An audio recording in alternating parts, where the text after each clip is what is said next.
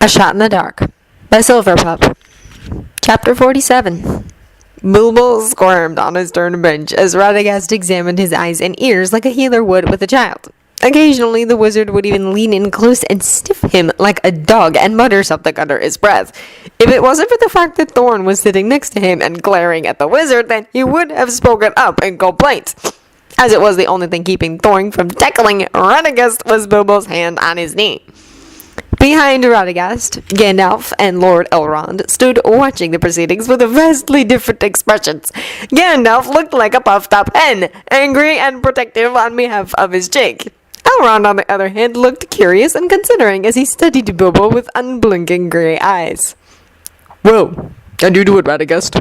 Gandalf finally asked, watching the other wizard with hog eyes. Radagast gave one last sniff to Bilbo's hair before leaning back and wrinkling his nose. "Yes, I think the link is still weak enough to destroy." "Destroy?" Thorin repeated slowly, his eyes narrowing. Bilbo tightened his grip in warning. How else do you expect us to get rid of the bond?" Radagast replied, his attention now focused on his robes as he dug through his pockets and sleeves. "Now, where did I put those feathers?" "I think you need to explain this a bit more," Bilbo said as he watched the wizard and scowling dwarf carefully.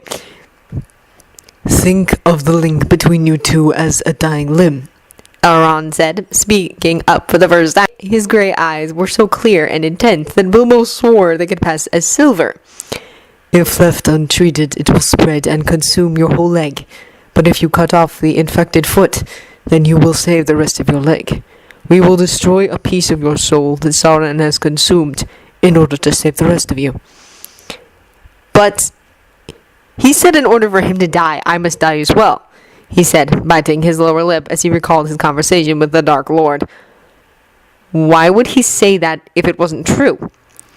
"You really shouldn't take the word of someone like Sauron seriously," Radagast said, pausing in his rummaging to give the hobbit an unimpressed look.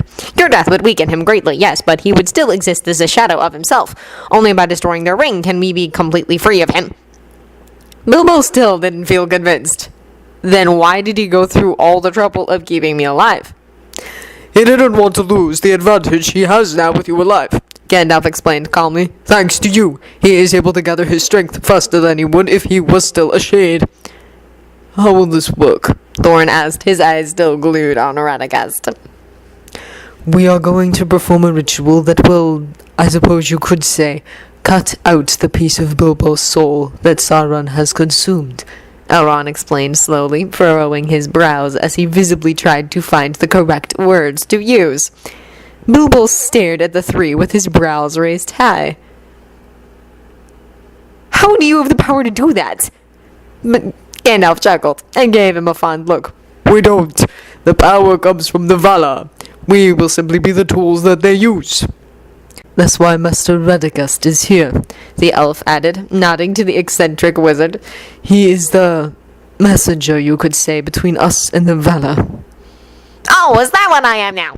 the wizard in question said, Soto. "Good to know you all think of me as a mail service." Elrond sighed and looked close to rolling his eyes if such a thing was allowed for our lords. "I can hear you." Radagast just looked at him. "And "We should probably begin soon," Gandalf said, eyeing the two like he didn't know if he wanted to encourage the discussion or avoid it. "The more time we waste, the more of Bilbo's soul Sauron consumes." "Way to make me feel like a meal, Gandalf," Bilbo muttered as he stood up. "Alright, let's get this over with then. What must I do?" let me drug you so you fall unconscious."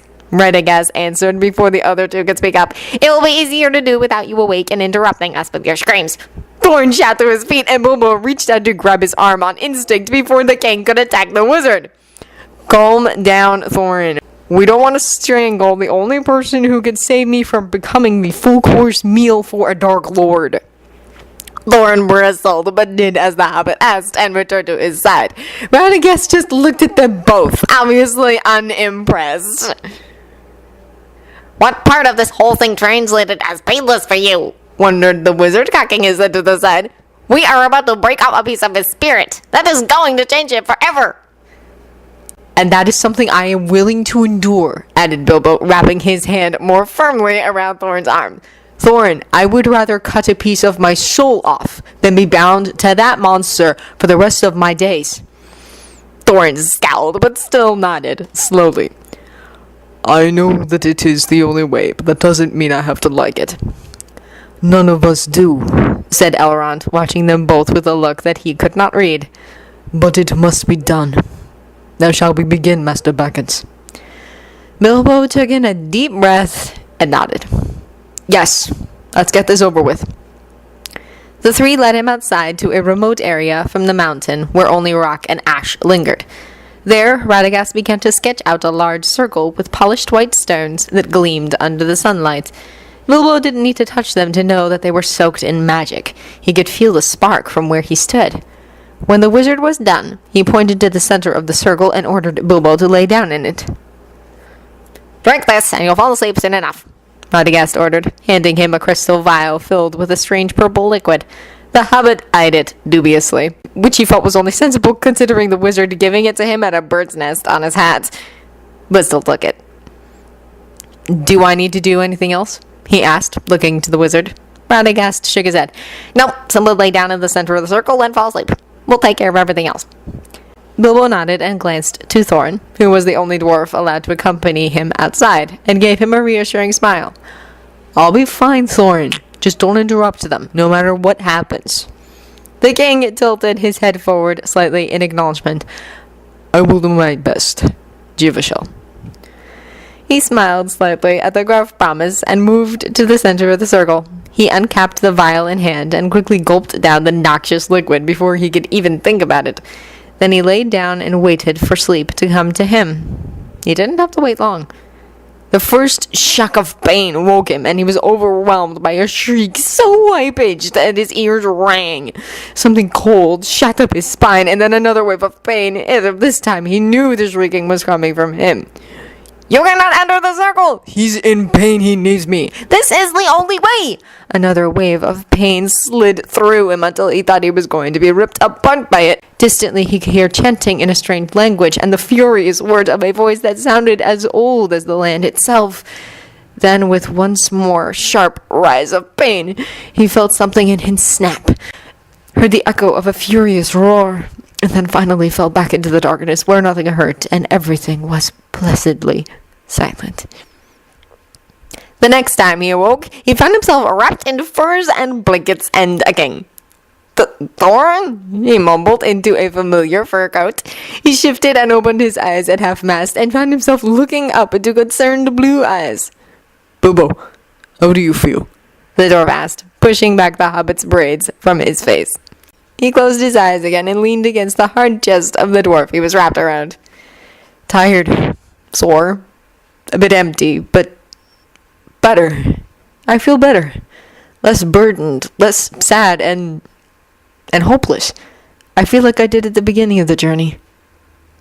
That sounds right. Gandalf said that if Sauron has been leeching off of you all this time, then his darker energies must have been influencing you to some degree. The king explained, settling his hand on the back of Bilbo's neck. I think that's why you've been so sad and guilty lately. He snorted and cuddled in closer. No, that's just my default state. The chest beneath his cheek rumbled. Ah, give a shout. You never fail to make me laugh. I thought I would only know that joy with my sister's sons. I'm glad that I was wrong. Liar, you take one look at Wallen when he sees a cookie and break into giggles, he reminded, wrinkling his nose as the fur began to tickle it. Of course I do. Everyone laughs at Wallen when he does that, defended Thorin, rubbing at the muscle under his hand. Bilbo, I've spoken with the others, and I think we've found a way to help that friend of yours, Maud. Bilbo opened his eyes and looked up at the dwarf. Really? How? We will make him a false foot to use, the king said. He won't be able to feel it, and it won't work as well as his real one did. But at least this way he will be able to walk again. What about Tauriel and Beorn? Thorin's eyes softened in honest regret. I cannot return her sight or his arm, but I could promise them that if they ever need anything from me, then I will move the world to give it to them. Bilbo nodded slowly, accepting the answer. I understand. Thank you, Thorin. I know how much your word means to you. The dwarf shrugged. I owe them each a debt that I can never repay for saving you, even if one of them is a Brookwood elf. Tariel isn't as bad as you think. I think you would even like her if you get to know her, he mumbled, closing his eyes again as sleep tugged at him. Even Beorn and Bard if you gave them a chance. If you like them, then there must be something to them that I missed. Agreed the king, moving his hand lower to rub the hobbit's shoulders. But enough talk. Go back to sleep. You are safe now, Jevashel. Bilbo smiled and did exactly that. The next time he awoke, he found a stranger sitting on the ground beside his makeshift bed. Bilbo Baggins, the dwarf maiden greeted coldly. Dressed in dirty trousers, boots, and a baggy tunic, she should not have looked like royalty, but somehow through her posture and stare she was pulling it off. He nodded back slowly in recognition. Princess Dis, I was wondering when you would show up. I had to deal with my offspring first. They had some interesting tales to tell me, the princess explained, not once moving her blue eyes away from him. Most of it was centered around you. Oh, I hope some of it was good, he replied, sinking back into his bed and forcing his muscles to relax. But from your expression, I think it was mostly bad. Dis smiled pleasantly, but her eyes remained hard as the sapphires they resembled. Perhaps, but my boys tend to exaggerate, so I need to set the record straight with you. Tell me if this is correct. You followed my sons and brother across the world because you were obsessed with saving them. You manipulated events and people in order to change things to your liking. Finally, you took off without warning to destroy the One Ring and kill yourself. Is this all correct, Master Baggins? Bilbo thought over her words for a moment before nodding. Yep, that sounds correct. But they left out the part where I broke your brother's heart with a shiny stone. Oh, and later I told him I would bury him before running off to my death, like a coward. For the first time, Dis lost her look of cool composure. Excuse me? What? You did not come here to interrogate me to see if I'm good enough for Thorin? He asked, widening his eyes innocently. Look, I don't care for running around in circles. I'm too old for that. So let's simply get to the point of this visit so we can both move on with our lives. Oh, it's going to be fun having you in the meetings, Dis muttered, crossing her arms under her rather ample bosom. He did not know if that was common among all dwarf maidens, but if it was, then he wondered how they managed to pass as males for so long. Even with a beard, that wasn't something he missed. Since you asked, I will be blunt with you, the princess stated, her blue eyes narrowing until they resembled more of a cat's stare than a dwarf's. I am not a kind dwarf, Master Baggins. I do not tolerate weakness or mercy, and I am devoid of compassion. That is what my brother is for. He is the one our family turns to for support and kindness. I am the one they go to when they need someone killed or thrown in jail. That is why I can promise you that I will have no problem sticking a knife in your gut if you ever hurt my family in any manner.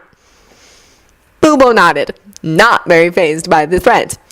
After everything he had learned prior to meeting Dis, he had been expecting that. I understand. They are your family. It is only natural that you would be protective of them. If I do ever hurt them in some way, then I would not hold it against you if you retaliated. Good, the dwarf replied, nodding gracefully like a queen. Now, I wish to thank you for saving my sons and brother from their deaths. Without your aid, I would have lost them all. So thank you, Master Baggins, for saving my boys. He blinked, taken back by the sudden switch in words. Oh, of course. I didn't want them to die either, you know. Once was enough for me. Yes, I know that now, Dis acknowledged, her face softening as she smiled at him for the first time. Oh, she has nipples like Feely. How cute.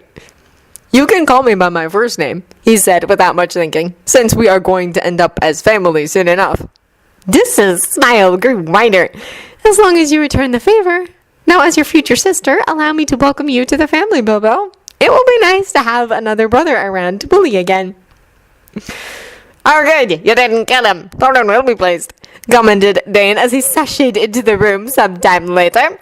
Dis raised one black brow in acknowledgement, but didn't look away from the hand of cards she held. Dane, still following at Thorin's heels, I see. Well, he didn't leave me much of a choice when he decided to challenge Mordor by himself, the dwarf commented, stooping down to crouch next to the female. So you went to support him, Dis concluded, throwing a card down into the pile between her and Bilbo. Fremen would not have approved of you putting yourself right in the thick of things. Dane's smirk melted into a frown. Yes, well, Thorin isn't exactly here to scold me now, is he? No, which is why it falls to me to do it for him. So don't do something so foolish again. The princess warned, giving him a side-eyed look that chilled even Bilbo. Dane sneered back, obviously not threatened.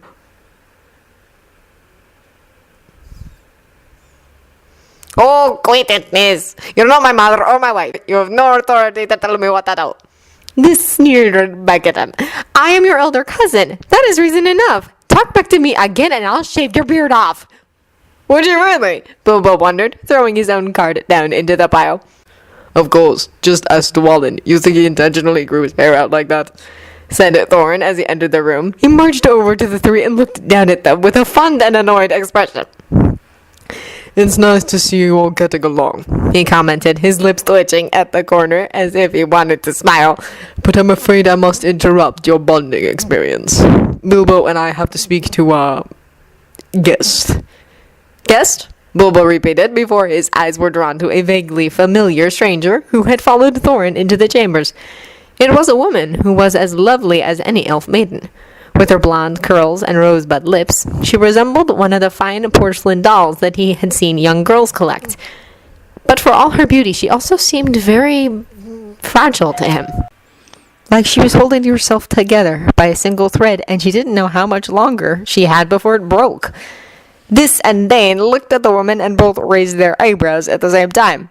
Bilbo bit his lower lip to keep from smiling. He had a feeling the reason those two didn't get along so well was because they were a bit too much like each other. We'll continue our game at another time, Grunted Dis, collecting her cards and rising to her feet gracefully. Come, Dame, I think it's time that you and I have our own private discussion. Dane grinned at her with his teeth bared. Of course, cousin. I like nothing more. Thorin sighed and rubbed his forehead as the two left, clearly wondering what he had done in a past life to have ended up with the two as relatives. Bilbo decided to be kind and refrained from mentioning the Arkenstone to him. It was only once the two dwarves were gone that the unknown woman, dressed in a green elven gown he noticed, stepped forward and gave a stiff bow. Master Baggins, the woman greeted, her voice soft and sweet like honey. I am Gilraine of Dundane, daughter of Iverwin and wife of Arathorn II. I have come here to make a request on behalf of my son, Estelle. Gilraine? He thought before he realized who exactly was before him. Oh, this is Aragorn's mother. Greetings, my lady. He stuttered back, sitting up a bit straighter. How can we help you? Master Baggins, I have come here to make a bold request of you, said Gilraine, keeping her head bowed slightly and her gaze fixed firmly on the floor. Of course, what is it? He asked without hesitation. While he had never known the woman himself, Aragorn and Elrond had both spoken fondly of her. He did not think either would do such a thing without good cause. Gilraine's eyes remained hypnotized by the ground. I would like you to foster my son, Estelle. Bilbo stared at the woman, not quite sure he had heard correctly. Excuse me? My son, Estelle, has been fostered by Lord Elrond since his father died, the woman explained quietly.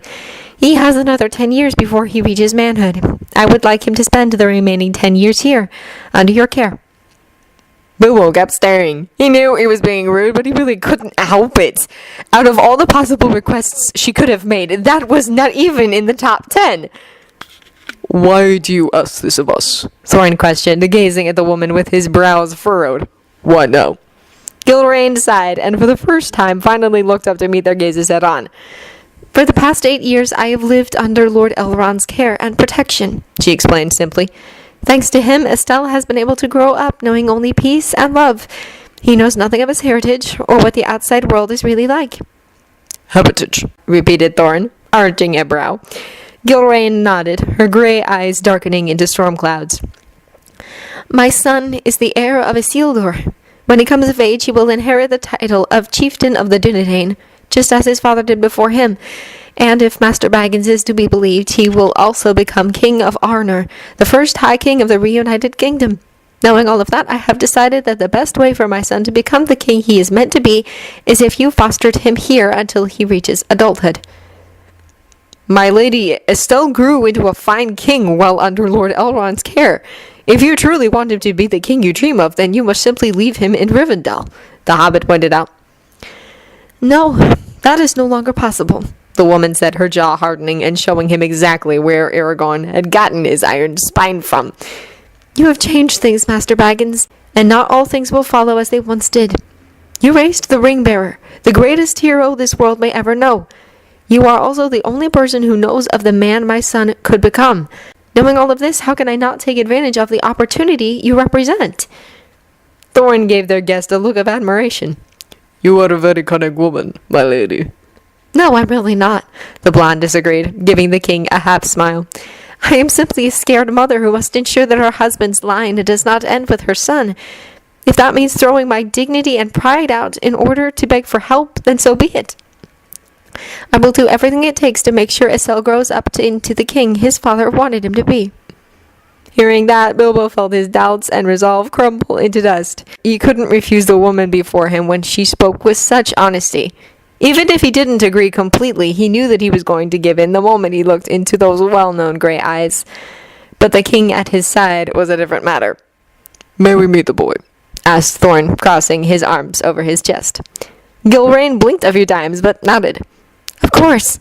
I left him with Lord Elrond. He's rather shy around strangers, but I will bring him here if you wish to meet him. Thorin glanced to Bilbo before nodding. I would like that. Then I will be right back with him, The noblewoman replied, giving them another curtsy before leaving the room. Once she was gone, Thorin turned to Bilbo and sat down next to him. Well, what do you think? He asked, reaching out to twirl one of Bilbo's braids around his finger. I think we need to agree or she may start crying on us, he replied, making the dwarf snort. Honestly, though, I think we can do it. I raised my nephew by myself after his parents passed. I think I could do it again. I helped raise my sister's sons. It was a difficult process, but I do not regret it. The king admitted, frowning. But raising the child of a man is different from raising a dwarf or a hobbit. Even more if this child is meant to grow into someone of great importance. Bilbo poked his fiancé in the shoulder. And feel it, your heir wasn't important? No, he was a test of patience from Mahal. The king muttered as Gilrain returned with a small child who clung to her skirts. He had wild dark curls that fell into his chubby face and made his porcelain skin even whiter in comparison. As soon as Thorin saw the child with wide grey eyes, his face softened into a look he usually only reserved for his nephews. Seeing that look, Bilbo knew without a doubt what the dwarf was going to say to Gilrain's request. Hello, Estelle. Greeted the king in a soft rumble. Welcome to Erebor.